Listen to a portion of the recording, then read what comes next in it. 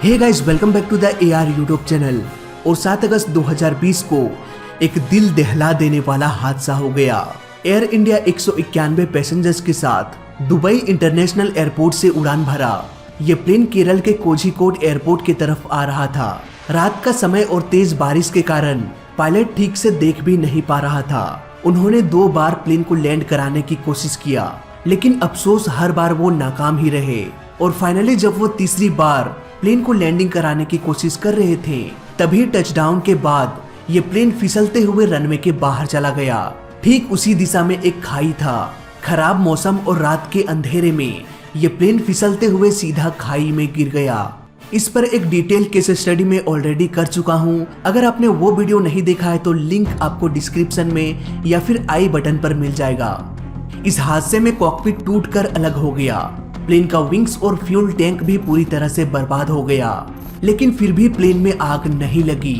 क्या इस प्लेन में फ्यूल खत्म हो चुका था, या फिर बारिश ने टूटे प्लेन पर आग लगने नहीं दिया? एयर इंडिया से जुड़ी ऐसे ही बहुत सारे सवालों के जवाब आज के इस वीडियो में हम ढूंढने की कोशिश करेंगे। दोस्तों, इस प्लेन में सबसे बड़ा चमत्कार तब हुआ जब प्लेन के कई टुकड़े होने के बावजूद भी आग का नामो निशान नहीं मिला। अगर गलती से भी आग लग जाती तो इस आग को ही बुझाने में समय गुजर जाता और प्लेन में बैठे सभी लोगों की जान जा सकती थी। अब इसे आप चमत्कार कहें या फिर पायलट की बहादुरी, ये आप पर डिपेंड करता है। लेकिन कुछ लोग ये भी सोचते हैं कि एयर इंडिया ने लैंडिंग के दौरान एयरपोर्ट में 2 बार गो अराउंड का डिसीजन लिया, जिसकी वजह से फ्यूल खत्म हो गया होगा। ऐसे में जब प्लेन के टैंक में फ्यूल ही ना हो तो आग आखिर कैसे लगेगी? अगर आपको भी यही लगता है तो यहाँ पर आप गलत हैं। दरअसल इन प्लेन्स में एक्स्ट्रा फ्यूल भी डाला जाता है। दुबई से केरल के उस एयरपोर्ट तक आने के लिए फ्यूल का अमाउंट काउंट करके डाला गया था। अब इसके बाद भी गो अराउंड करने के लिए अलग से फ्यूल डाला गया था। अगर गो अराउंड के बाद भी किसी कारणवश एयरपोर्ट में लैंडिंग करने का परमिशन ना मिले तो प्लेन को दूसरे एयरपोर्ट के सिटी तक ले जाने के लिए भी अलग से फ्यूल भरा गया था। इतने सारे फ्यूल के बाद भी एक्स्ट्रा फ्यूल डाला जाता है और इस फ्यूल की मदद से प्लेन करीब आधे घंटे से 1 घंटे तक और फ्लाई कर सकता है। इसके अलावा एक और रूल भी बनाया गया है और इस रूल के अनुसार प्लेन जहां पर लैंड करने जा रहा है वहां वेदर कंडीशन अगर अच्छा ना हो तो ऐसे में फ्यूल के अमाउंट को बढ़ा दिया जाता है। और ये सारे रूल सभी प्लेन्स के लिए होता है, न कि सिर्फ एयर इंडिया के लिए। और इसे कहा जाता है ब्लॉक फ्यूल। ये बेसिकली एक चार्ट होता है।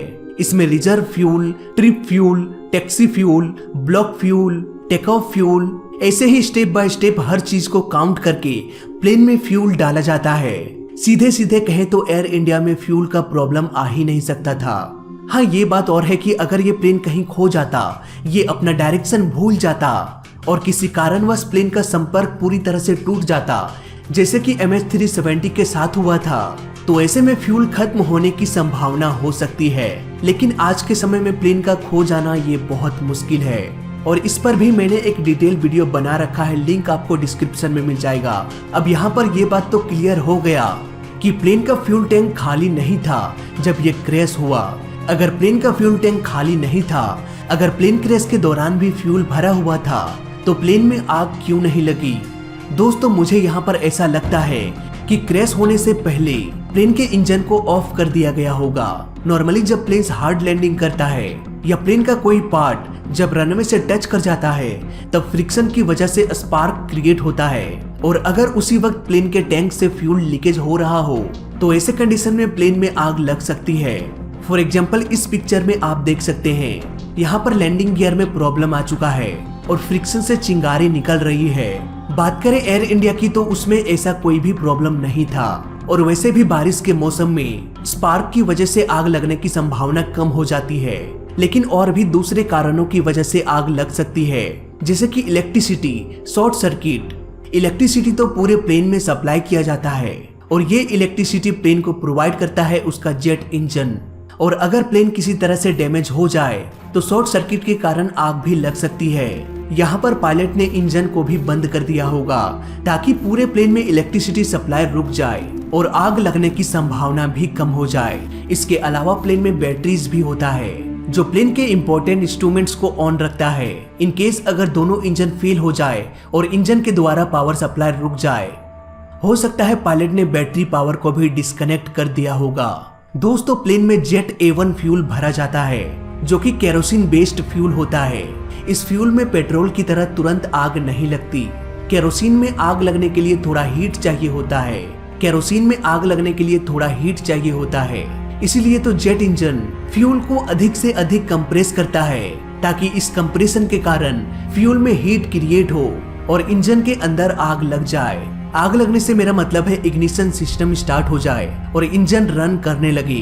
दोस्तों यहाँ पर एक और सवाल आता है कि अगर एयर इंडिया ने 2 बार लैंडिंग करने की कोशिश के बाद भी अगर वो कामयाब नहीं हुए तो वो किसी और एयरपोर्ट में जाकर लैंड कर सकते थे और इसके लिए तो प्लेन्स में फ्यूल भी भरा होता है, लेकिन ऐसा क्यों नहीं किया गया।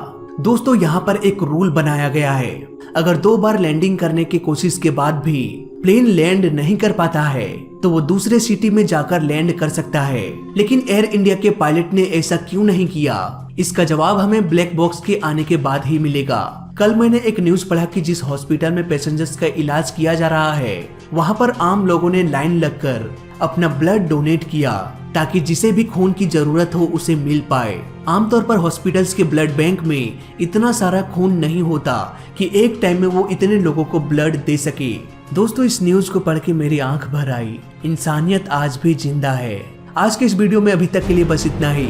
वीडियो अच्छा लगा तो लाइक कर देना, बुरा लगा तो डिसलाइक कर देना और दोनों ही केस में इस चैनल को सब्सक्राइब कर देना क्योंकि इस चैनल में सीखने के लिए बहुत कुछ है। तो मैं मिलता हूँ आपसे अगली वीडियो में, तब तक के लिए देखते रहिए और सीखते रहिए। जय हिंद, वंदे मातरम।